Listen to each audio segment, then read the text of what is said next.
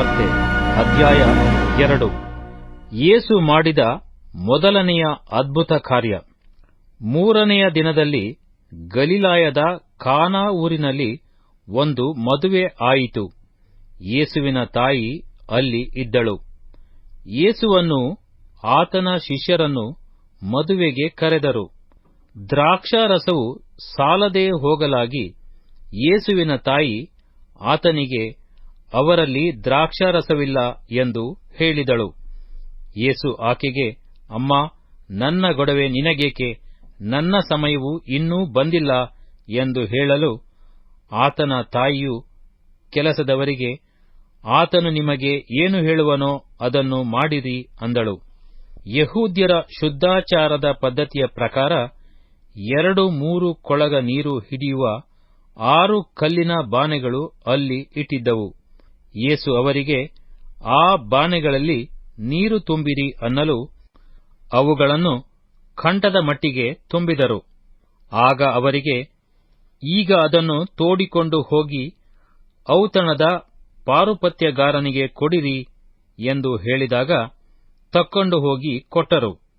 ಅದು ಎಲ್ಲಿಂದ ಬಂತೋ ನೀರನ್ನು ತೋಡಿದ ಕೆಲಸದವರಿಗೆ ತಿಳಿದಿತ್ತೇ ಹೊರತು ಔತಣದ ಪಾರುಪತ್ಯಗಾರನಿಗೆ ತಿಳಿಯದಿರಲಾಗಿ, ಅವನು ಅಷ್ಟರೊಳಗೆ ದ್ರಾಕ್ಷಾರಸವಾದ ಆ ನೀರನ್ನು ರುಚಿ ನೋಡಿದಾಗ ಮದಲಿಂಗನನ್ನು ಕರೆದು, ಎಲ್ಲರೂ ಹಿರಿದಿನ ದ್ರಾಕ್ಷಾರಸವನ್ನು ಮೊದಲು ಕೊಟ್ಟು ಅಮಲೇರಿದ ಮೇಲೆ ಕಿರಿದಿನ ದ್ರಾಕ್ಷಾರಸವನ್ನು ಕೊಡುತ್ತಾರೆ.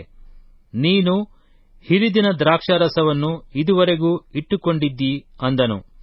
ಯೇಸು ಈ ಮೊದಲನೆಯ ಸೂಚಕ ಕಾರ್ಯವನ್ನು ಗಲಿಲಾಯದ ಕಾನಾ ಊರಿನಲ್ಲಿ ಮಾಡಿ ತನ್ನ ಮಹಿಮೆಯನ್ನು ತೋರ್ಪಡಿಸಿದನು ಮತ್ತು ಆತನ ಶಿಷ್ಯರು ಆತನಲ್ಲಿ ನಂಬಿಕೆಯಿಟ್ಟರು. ಇದಾದ ಮೇಲೆ ಆತನು, ಆತನ ತಾಯಿಯು, ತಮ್ಮಂದಿರು, ಆತನ ಶಿಷ್ಯರು ಘಟ್ಟಾ ಇಳಿದು ಕಪೆರ್ನೌಮಿಗೆ ಹೋಗಿ ಅಲ್ಲಿ ಕೆಲವು ದಿವಸ ಇದ್ದರು. ಯೇಸು ದೇವಾಲಯದಲ್ಲಿ ವ್ಯಾಪಾರವನ್ನು ನಿಲ್ಲಿಸಿದ್ದು. ಆಗ ಯೆಹೂದ್ಯರ ಪಸ್ಕ ಹಬ್ಬವು ಹತ್ತರ ಬಂದದರಿಂದ ಯೇಸು ಯೆರೂಸಲೇಮಿಗೆ ಹೋದನು. ಅಲ್ಲಿ ದೇವಾಲಯದೊಳಗೆ ದನ, ಕುರಿ, ಪಾರಿವಾಳ ಮಾರುವವರನ್ನು, ಕೂತಿರುವ ಚಿನಿವಾರರನ್ನು ಕಂಡು ಹಗ್ಗದಿಂದ ಕೊರಡೆ ಮಾಡಿ ಅದರಿಂದ ಕುರಿ ದನ ಸಹಿತ ಎಲ್ಲರನ್ನೂ ದೇವಾಲಯದ ಹೊರಕ್ಕೆ ಅಟ್ಟಿ ಚಿನಿವಾರರ ರೊಕ್ಕವನ್ನು ಚೆಲ್ಲಿ ಮೇಜುಗಳನ್ನು ಕೆಡವಿದನು. ಪಾರಿವಾಳ ಮಾರುವವರಿಗೆ, ಇವುಗಳನ್ನು ಇಲ್ಲಿಂದ ತಕ್ಕೊಂಡು ಹೋಗಿರಿ, ನನ್ನ ತಂದೆಯ ಮನೆಯನ್ನು ಸಂತೆ ಮಾಡಬೇಡಿರಿ ಎಂದು ಹೇಳಿದನು. ಆಗ ನಿನ್ನ ಆಲಯಾಭಿಮಾನವು ಬೆಂಕಿಯಂತೆ ನನ್ನನ್ನು ದಹಿಸುತ್ತದೆ ಎಂದು ಬರೆದ ಮಾತು ಶಿಷ್ಯರ ನೆನಪಿಗೆ ಬಂತು.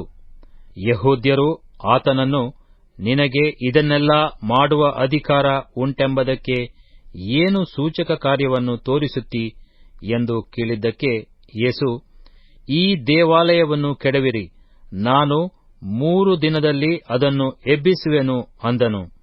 ಅದಕ್ಕೆ ಯೆಹೂದ್ಯರು, ಈ ದೇವಾಲಯವನ್ನು ಕಟ್ಟುವುದಕ್ಕೆ 46 ವರ್ಷ ಹಿಡಿಯಿತು, ನೀನು 3 ದಿನದಲ್ಲಿ ಅದನ್ನು ಎಬ್ಬಿಸುವಿಯೋ ಅಂದರು.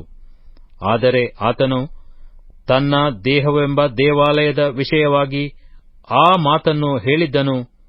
ಆದದರಿಂದ ಆತನು ಸತ್ತು ಬದುಕಿ ಎದ್ದ ಮೇಲೆ ಈ ಮಾತು ಆತನ ಶಿಷ್ಯರ ನೆನಪಿಗೆ ಬಂದು, ಶಾಸ್ತ್ರದಲ್ಲಿ ಬರೆದದ್ದನ್ನು, ಆತನ ಮಾತನ್ನು ಅವರು ನಂಬುವವರಾದರು. ಯೇಸು ಒಬ್ಬ ಶಾಸ್ತ್ರಿಗೆ ಪುನರ್ಜನ್ಮದ ವಿಷಯವಾಗಿ ಉಪದೇಶ ಮಾಡಿದ್ದು. ಆತನು ಪಸ್ಕ ಹಬ್ಬದ ಜಾತ್ರೆಯಲ್ಲಿ ಯೆರೂಸಲೇಮಿನೊಳಗೆ ಇದ್ದಾಗ ಬಹು ಜನರು ಆತನು ಮಾಡಿದ ಸೂಚಕ ಕಾರ್ಯಗಳನ್ನು ನೋಡಿ ಆತನ ಹೆಸರಿನಲ್ಲಿ ನಂಬಿಕೆಯಿಟ್ಟರು. ಆದರೆ ಯೇಸು ಎಲ್ಲರನ್ನೂ ಬಲ್ಲವನಾದ್ದರಿಂದ ಅವರಿಗೆ ವಶವಾಗಲಿಲ್ಲ. ಆತನು ಪ್ರತಿ ಮನುಷ್ಯನ ಆಂತರ್ಯವನ್ನು ತಿಳಿದವನಾದ ಕಾರಣ ಯಾವನೂ ಯಾವ ಮನುಷ್ಯನ ವಿಷಯದಲ್ಲಿಯೂ ಆತನಿಗೆ ಸಾಕ್ಷಿ ಕೊಡಬೇಕಾದ ಅವಶ್ಯವಿರಲಿಲ್ಲ.